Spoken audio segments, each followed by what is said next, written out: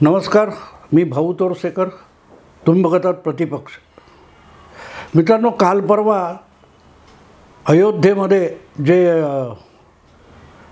श्रीराम मंदिराच्या मूर्तीची प्राणप्रतिष्ठा होणार आहे, त्याच्या आमंत्रणावरून उबाठ्या शिवसेनेकडून खूप गोंधळ घालण्यात आला आणि आपण कसे, आपण मोठे, आपण अमुक तमुक. हे आपण आणि आपले वडील बाळासाहेब ठाकरे यांच्यामध्ये जमीन आसमानाचा फरक आहे, ह्याचंसुद्धा उद्धव ठाकरेंना भान राहिलेलं नाही. त्यामुळे स्वकर्तृत्वावर एक पक्ष उभा करून राष्ट्रीय आणि जागतिक पातळीवर ज्याने दबदबा निर्माण केला आपला, असं व्यक्तिमत्व म्हणजे बाळासाहेब ठाकरे होतं. आणि आपण फक्त जन्मामुळे ठाकरे नाव लावतो किंवा त्यांचे पुत्र आहोत, अन्यथा त्यांच्यातला 1% देखील कर्तृत्व, गुणवत्ता आणि हिंमत आपल्याकडे नाही. याचं भान उद्धव ठाकरेंना नाही. पण तरीही आपल्याला ठाकरे म्हणजे बाळासाहेब ठाकरेंसारखा मान सन्मान मिळाला पाहिजे, हा जो त्यांचा अट्टहास असतो. आणि आपण म्हणजे शिवसैनिकांनी आणि बाळासाहेबांनी जे जे काय केलं ते सगळं आपणच केलं, अशा थाटात ते वावरत असतात. त्याची धज्जिया नितेश राणे या भाजपच्या आमदारांनी उडवलेली आहे. ज्या वेळेला बाबरी पडली तेव्हा उद्धव ठाकरे कुठे होते, असा प्रश्न नितेश राणेंनी विचारला. की हे काय, तर मातोश्रीच्या 3ऱ्या मजल्यावर कॅमेरा साफ करत होते. इथपर्यंत हेटाळणी नितेश राणेंनी करावी, ही नितेश राणेला हौस आहे अशातला भाग नाही. ती पाळी नितेश राणेसारख्या लोकांवर खुद्द उद्धव ठाकरेंनी आणलेली आहे. जे आपण केलं नाही, ज्याचा वारसासुद्धा आपल्याकडे नाही, त्याच्यासाठी मिरवायचं आणि त्याच्या बदल्यात काहीतरी मागायचं, ही जी लज्जास्पद प्रवृत्ती उद्धव ठाकरे गेल्या काही वर्षामध्ये सातत्याने दाखवत आहेत.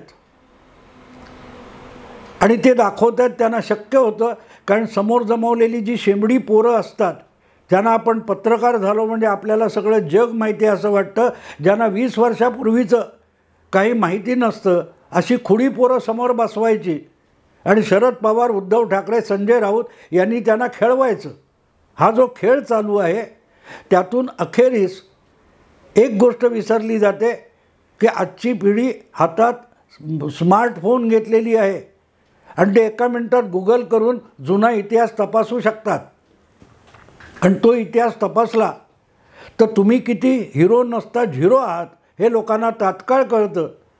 पण तरीही गुगलवर न आलेल्या अनेक गोष्टी असतात, त्या मग नितेश राणे असो किंवा किरण पावसकर असो, अशा लोकांना पुढे येऊन सांगाव्या लागतात. कारण समोरच्या खोड्या पोरांना कळत नाही. हातात कॅमेरा आहे म्हणजे त्यांना वाटतं अक्कल आहे, पण त्यांना निर्बुद्धता असते. त्यामुळे मग त्याच कॅमेऱ्यासमोर किंवा तशाच कॅमेऱ्याच्या भाषेतून सत्य लोकांसमोर आणणं हे नितेश राणे वगैरेंना भाग पडतं.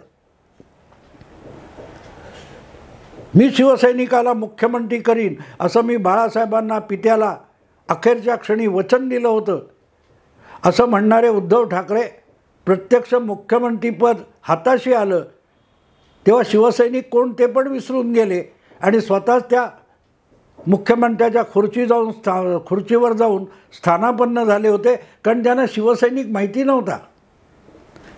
पक्षप्रमुख, शिवसेना प्रमुख आणि शिवसैनिक यातला सगळ्यात मोठा फरक तो होता की पक्षप्रमुख आणि शिवसेना प्रमुख कुठलंही पद घेत नव्हते.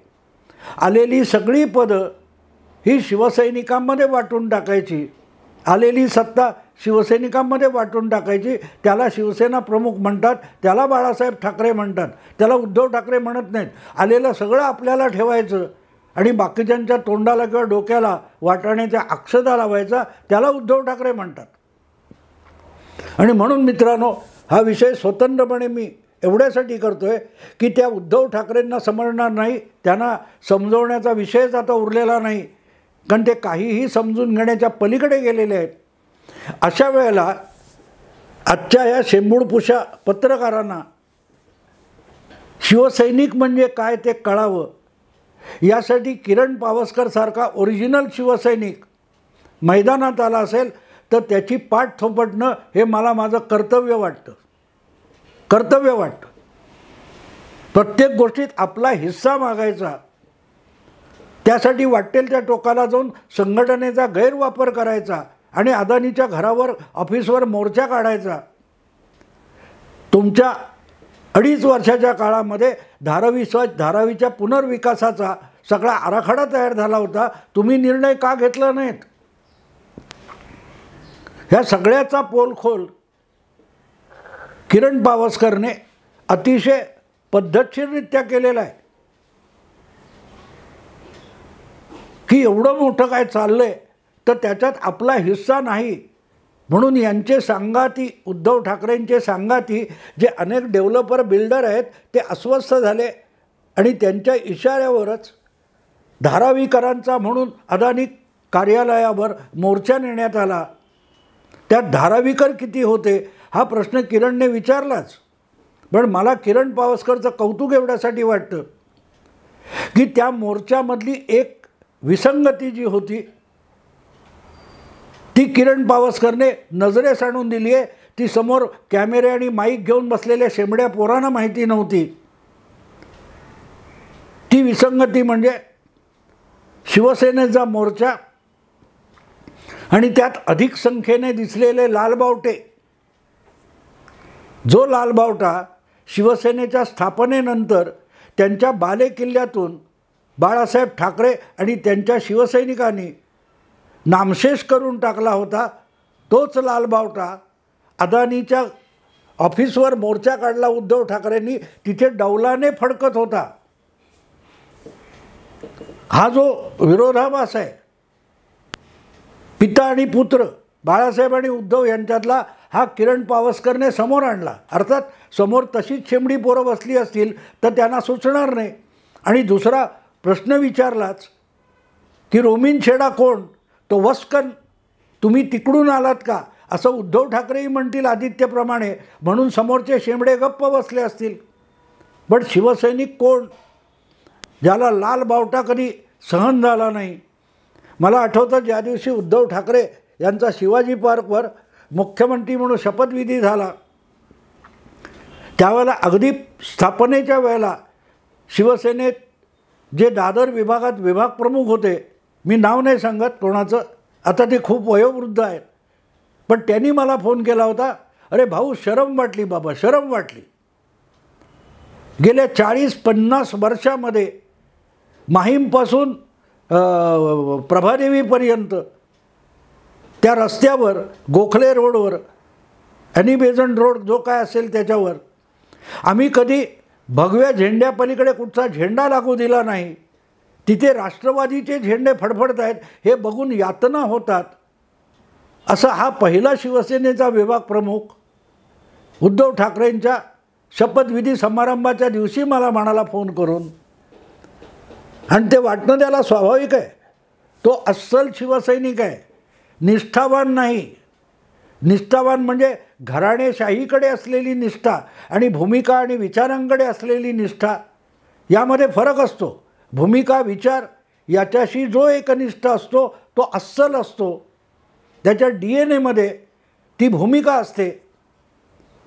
आणि जो एका कुटुंबाशी त्यांच्या वारसांची निष्ठा असतो तो अस्सल नसतो, तो उधारीचा असतो, भाडोत्री असतो. किरण पावसकरने एक किस्सा सांगितला लाल बावटा, आणि मला त्याचं थोडंसं वैषम्य एवढ्यासाठी वाटलं की तो जो उद्धव ठाकरे यांनी अदानी कार्यालयावर काढलेला जो मोर्चा आहे त्यातलं जे एक वैगुण्य होतं ते पत्रकार म्हणून मला दिसायला पाहिजे होतं, जुना पत्रकार म्हणून मला दिसायला पाहिजे होतं, ते नाही दिसलं. दिसलं काय, बाकीच्या गोष्टी दिसल्या. आणि मी बोललो, मला असं वाटलं की किरण पावसकर हा माझ्यापेक्षा अतिशय हुशार कुशल पत्रकार आहे, कारण त्याच्या चाणाक्ष दृष्टीने उद्धव ठाकरे यांच्या मोर्चात शिवसेना कशी नव्हती हे एक स्वतंत्र पत्रकार परिषद घेऊन सांगितलं. माझ्या बघण्यात ते उशिरा आलं, कारण असं सत्य आणि जळजळीत असतं ते दाखवणं आजकाल चॅनेलवाल्यांना आवडत नाही. बाकीच्या गोष्टी रोज सकाळी 9च्या पत्रकार परिषदेतला काय तो प्रातर्विधी असतो तो अगत्याने दाखवला जातो. पण किरण पावसकरनी ज्या वैगुण्यावर बोट ठेवलं ते कुठल्याही पत्रकाराला कळलं नाही. ह्याला आजची पत्रकारिता म्हणतात. उद्धव ठाकरे यांच्या मोर्चामध्ये भगव्या झेंड्यापेक्षा अधिक लाल बावटे फडकत होते. आणि त्या वैगुण्य का आहे? बाळासाहेबांची शिवसेना आणि उद्धव ठाकरे यांची शिवसेना यात वैगुण्य कुठे आलंय त्यावर किरण पावसकरने नेमकं बोट ठेवलं. त्यांनी एक आठवण सांगितली. शिवसेनेची स्थापना 66 मध्ये झाली आणि 1968 मध्ये शिवसेनेची कामगार शाखा सुरू झाली, ज्याला भारतीय कामगार सेना असं नाव देण्यात आलं होतं. दत्ताजी साळवी त्याचे अध्यक्ष होते आणि त्यामध्ये रमाकांत मोरे, रमेश मोरे वेगवेगळे लोक कार्यरत होते. तेव्हा किरण पावसकर हा अतिशय तरुण नवा कार्यकर्ता होता, धडपडणारा कार्यकर्ता. मला वाटते रमेश मोरेंबरोबर तो जास्त वेळ असायचा, जे कामगार सेनेचे एक सरचिटणीस किंवा चिटणीस होते. त्यांनी सांगितलं एकदा त्या सावरकर मार्गाने बांद्र्याच्या दिशेने येत असताना हिंदुजा हॉस्पिटलच्या तिथे त्या हॉस्पिटलमध्ये जी कामगार संघटना होती ती कम्युनिस्टांची होती आणि तिथे तो वेळा हातोडावाला लाल झेंडा फडकत होता. तो बाळासाहेब म्हणाले, हे काय फडकं इथे फडकताना दिसतंय, हे दिसलं नाही पाहिजे, कामगार सेना म्हणून तुम्ही काय करताय? आणि किरण पावसकरने सांगितलं की दुसऱ्या दिवशी आम्ही पुढाकार घेतला. तिथले कामगार कर्मचारी, हिंदुजा हॉस्पिटलमधले आणखीन कोण असतील ते अधिकारी यांची बैठक घेतली, त्यांच्याशी संपर्क साधला आणि 1 आठवड्याच्या आत हिंदुजा हॉस्पिटलमध्ये कामगार सेनेचा भगवा फडकायला लागला. मुंबईच्या गिरण गावामधून किंवा कामगार क्षेत्रामधून कम्युनिस्टांना हद्दपार करण्याइतपत मोठी झुंज शिवसेनेने दिली आणि शिवसेनेचा नावलौकिक किंवा प्रतिष्ठा किंवा ओळख ही कम्युनिस्टांची झुंजणारी आणि रस्त्यावर उतरून झुंजणारी अशी संघटना म्हणूनच शिवसेनेची जगाला ओळख झाली.